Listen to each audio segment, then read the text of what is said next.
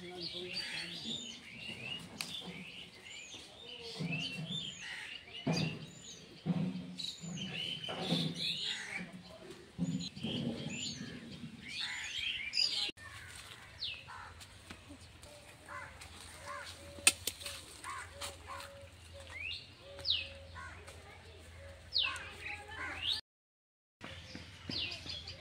আলাইকুম বন্ধুরা, পিএস রান্নাঘরে আপনাদের সবাইকে অনেক অনেক স্বাগত জানাই। আমাদের গাছে প্রচুর পরিমাণে কাঁচা আম হয়েছে, আর আমগুলো সব অনেক বড় হয়ে গেছে। তাই ভাবলাম আম তো পেকে যাওয়ার আগে আচার বানাতেই হবে, তাই আচার বানানোর জন্য আমি আজকে চলে এলাম। আর আজকে আমি এমনভাবে একটা আচার বানিয়ে দেখাবো যেটা আপনি কোনোরকম ফ্রিজ ছাড়াই অনেক দিন পর্যন্ত সংরক্ষণ করতে পারবেন। তো চলুন বন্ধুরা, দেখে নেওয়া যাক আমি কত সহজে আজকে আচারটা বানাই। আজকে আমি খোসা শুদ্ধই আমি আচারটা বানাবো, খেতে কিন্তু দুর্দান্ত স্বাদের হয় বন্ধুরা। তো আপনাদের কাছে আমার একটাই রিকোয়েস্ট, ভিডিওটা কিন্তু শুরু থেকে শেষ পর্যন্ত পুরোটা দেখবেন, আপনাদের অনেক ভালো লাগবে। আর ভালো লাগলে অবশ্যই একটা লাইক আর সাবস্ক্রাইব করে দেবেন। তো এখানে আমি জল নিয়েছি। প্রথমেই আমগুলোকে খুব ভালো করে ধুয়ে নেব। আমের গায়ে যদি কোনো ময়লা লেগে থাকে তো হাত দিয়ে এভাবে ধুয়ে নিতে হবে।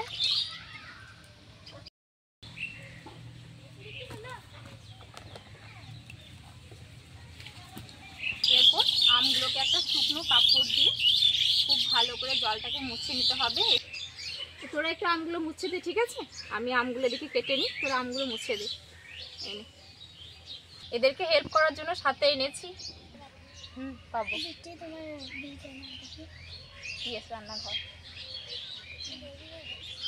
তো এরপরে আমি আমগুলোকে খোসা শুদ্ধ কেটে নেব। তো প্রথমেই আমি মুখটা কেটে নিচ্ছি।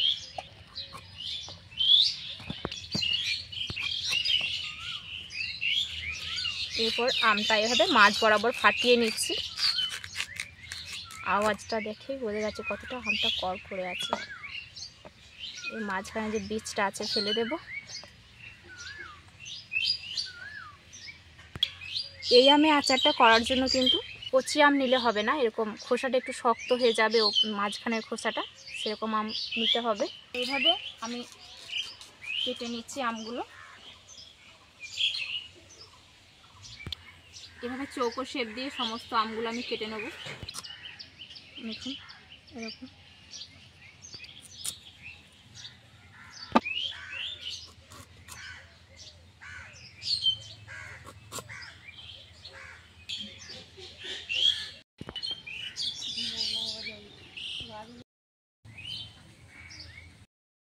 তো এখানে দেখুন সব আম কাটা হয়ে গেছে।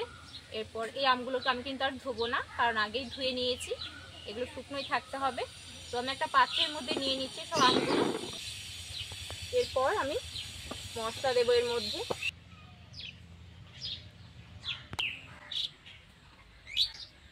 তো প্রথমে দিয়ে দিচ্ছি 2 চামচ হলুদের গুঁড়ো, লবণ দিচ্ছি। এবার মশলাগুলোকে খুব ভালো করে মাখিয়ে নিচ্ছি। খুব ভালো করে কিন্তু মাখাতে হবে যাতে প্রত্যেকটা আমের গায়ে মশলাগুলো খুব ভালো করে লেগে যায়। এভাবে আমি হাত দিয়ে চেপে চেপে মাখিয়ে দিচ্ছি। এখানে আমগুলো খুব ভালো করে মশলা মাখানো হয়ে গেছে। তারপর আমি এগুলোকে রোদে দেব, বিছিয়ে দেবো এভাবে। নে তোরা একটু করে দে, এভাবে বিছিয়ে বিছিয়ে দে। হ্যাঁ, একটার গায়ে যেন একটা না লেগে যায়, এগুলো রোদ দিলে শুকাতে হবে। তো হ্যাঁ, এভাবে ওপর দিতে হবে, এভাবে করে দিবি।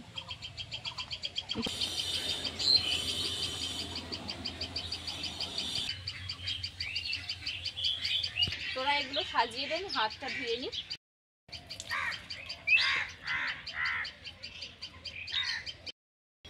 তো এখানে সমস্ত আমগুলো সাজিয়ে নেওয়া হয়ে গেছে।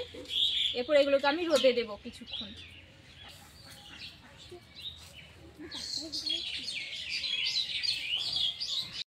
আমের গায়ে লবণ এবং হলুদ মাখানোর পরে যেই জলটা বেরিয়েছে সেটা শুকিয়ে গেলে হয়ে যাবে। আর আপনার হাতের কাছে যদি সময় একদমই না থাকে, চেষ্টা করবেন আধা ঘন্টা রোদে দেওয়ার জন্য। যতক্ষণে আপনি মশলাগুলো রেডি করবেন ততক্ষণে আমটা অনেকটাই শুকিয়ে যাবে। তো আমটা শুকাতে থাক, ততক্ষণে আমি মশলাগুলো রেডি করে নিই, বাকি যা যা লাগবে।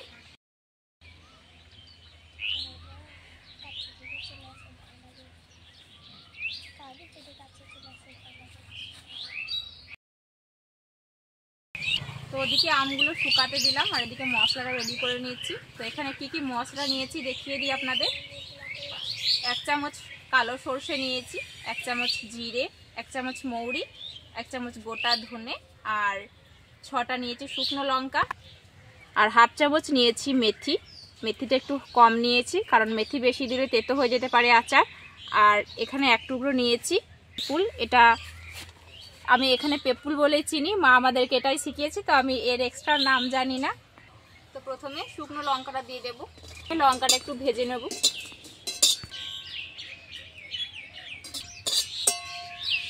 শুকনো লঙ্কাগুলো যখন একটু ভাজা হয়ে যাবে তখন এই মশলাগুলো আমি এর মধ্যে দিয়ে দিচ্ছি।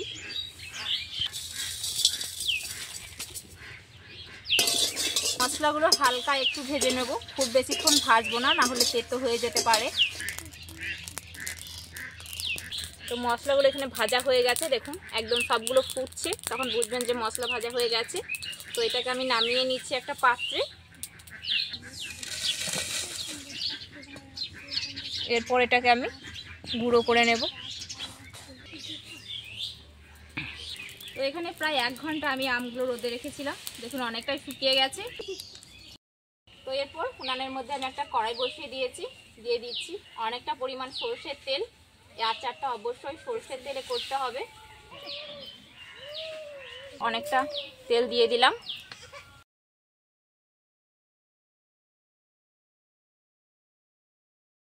তো এখানে তেলটা খুব ভালো করে গরম হয়ে গেছে। এরপর এখানে দিয়ে দিচ্ছি পাঁচফোড়নের মধ্যে আমি দিয়ে দিচ্ছি। এরপর পাঁচফোড়নটা হালকা একটু নাড়াচাড়া করে নেব।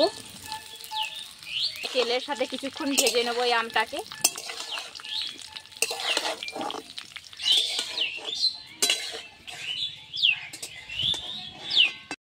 মিনিট মতো আমি আমটাকে তেলে ভেজে নিয়েছি। তারপর এর মধ্যে আমি দিয়ে দিচ্ছি একটা বড় চামচের 4 চামচ চিনি মিষ্টির জন্য। এটা অবশ্যই আপনারা কম বেশি করে নেবেন, যদি আমটা খুব বেশি মিষ্টি থাকে তাহলে চিনির পরিমাণটা কম হবে, আর আম টক থাকলে একটু বেশি হবে। এরপর এর মধ্যে দিয়ে দেবো 1 চামচ কাশ্মীরি লঙ্কার গুঁড়ো রঙের জন্য, এতে আচারটা অনেক সুন্দর রং হবে।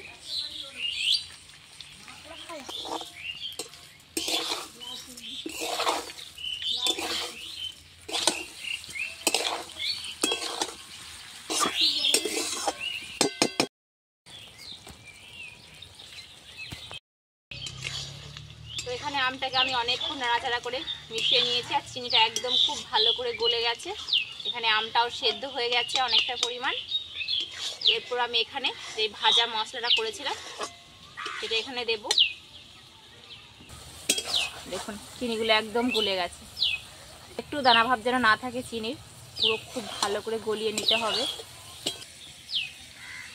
এখানে মশলাটা দেখুন আমি গুঁড়ো করে নিয়েছি, আর মশলার মধ্যেও কিন্তু দানা আছে, এটা একদম মিহি করে গুঁড়ো করিনি, এভাবে আধো ভাঙা করে গুঁড়ো করতে হবে। পুরো মশলাটা আমি আমের মধ্যে দিয়ে দেবো, আর এই আমের আচারটা একটু বেশি মশলা লাগে, তাই এখানে আমি মশলাটা পুরোটাই দিয়ে দিচ্ছি। এখানে 1 কেজি আমের জন্য আমি 1 চামচ করে সব মশলাগুলো নিয়েছিলাম, আর মেথিটা নিয়েছিলাম 1/2 চামচ। তো মশলা দেওয়ার পরে খুব ভালো করে কিন্তু আবারও 5 মিনিট মিশিয়ে নেব। খুব ভালো করে কিন্তু মশলাটা মেশাতে হবে। দেখবেন যে মশলাটা মিশিয়ে নেওয়ার পরে একদম নরম হয়ে গেছে, প্রত্যেকটা আমের গায়ে খুব ভালো করে কিন্তু লেগে যাবে।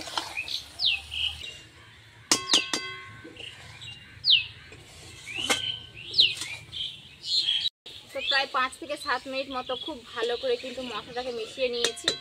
এরপর দেখুন হলো কিন্তু প্রত্যেকটা আমের গায়ে লেগে গেছে খুব সুন্দর করে। এরপর এটাকে আমি এভাবেই রেখে দেবো, 15 মিনিট পর্যন্ত রেখে দেবো, যাতে খুব ভালো করে মশলাটা আমের মধ্যে ঢুকে যায়। এই আচারটা আমি অনেকটা কম পরিমাণ বানিয়েছি, তার জন্য আমি এখানে ভিনিগার ব্যবহার করলাম না। আপনি যদি অনেকটা পরিমাণ আচার করতে চান এবং সংরক্ষণ করতে চান, সেক্ষেত্রে 1 চামচ মানে একটা ছোটো চামচের 1/2 চামচ ভিনিগার দিতে হবে, তবে কিন্তু আচার ভালো থাকবে। আর কেউ যদি ভিনিগার ছাড়া আচার করতে চায় তাহলে সেক্ষেত্রে কিন্তু আমের মধ্যে একটুও জল রাখা যাবে না, একদম পুরো আমটাকে খুব ভালো করে শুকিয়ে নিতে হবে। তো 15 মিনিট পরে দেখুন এখানে আমি একটা কাচের বয়াম নিয়েছি এরকম, আর বয়ামটা খুব ভালো করে ধুয়ে পরিষ্কার করে নেওয়ার পরে রোদে রেখেছিলাম, মানে জল না থাকলেই হবে, একদম শুকানো হতে হবে কিন্তু বয়ামটা, তো দেখুন বন্ধুরা আচারটা কতটা সুন্দর হয়েছে আর কালারটা কতটা সুন্দর এসছে। মশলাগুলো আমের গায়ে কিন্তু খুব সুন্দর করে লেগে আছে। প্রত্যেকটা আম কিন্তু খুব ভালো করে সেদ্ধ হয়ে গেছে। দেখুন গলে যাচ্ছে একদম। এগুলো কিন্তু আমি একদম গলিয়ে দিইনি আচারগুলো। এই আমগুলো একদম সেদ্ধ হয়ে গেছে খুব ভালো করে, অথচ একটুও গলে যায়নি। তো ঠিক এরকম করে কিন্তু আচার রেডি করতে হবে। এরপর আমি কাচের বয়ামে ভরে নিচ্ছি।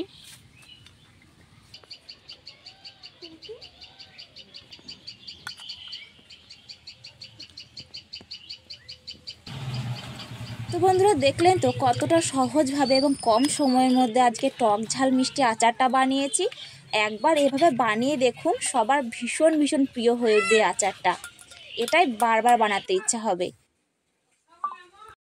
আপনারা তো অনেকভাবে আচার বানান বন্ধুরা, আজকে আমার দেখানো রেসিপি ফলো করে একবার আচার বানিয়ে দেখুন এবং কমেন্টে জানান কেমন হয়েছে খেতে। বন্ধুরা দেখতেই পাচ্ছেন এখানে আচার রেডি হয়ে গেছে। এরপর এটাকে আমি রোদে দিয়ে দিলাম, একদিনের জন্য রোদে দেবো, এতে খেতে আরও ভালো লাগবে। তো দেখা হচ্ছে আবারও কোনো একটা রেসিপিতে। আল্লাহ হাফেজ।